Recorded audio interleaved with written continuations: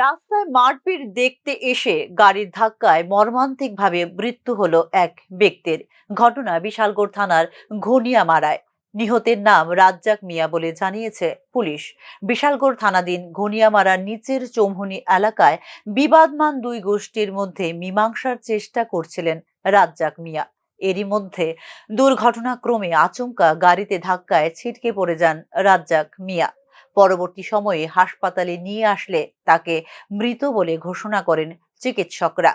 গুরুতর আহত অবস্থায় হাঁপানিয়া হাসপাতালে চিকিৎসাধীন। ঘটনাস্থলে উপস্থিত থাকা নিহতের স্ত্রী সেলোয়ারা বেগম।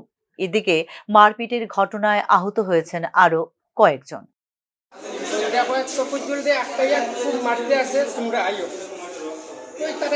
দুইজন তিনজন আইসে সেটা দেখে মারে। এর মধ্যে আমিও আসলাম জড়িয়ে কোনো মধ্যে তারা রাস্তায় তো পারছি না করি না মানে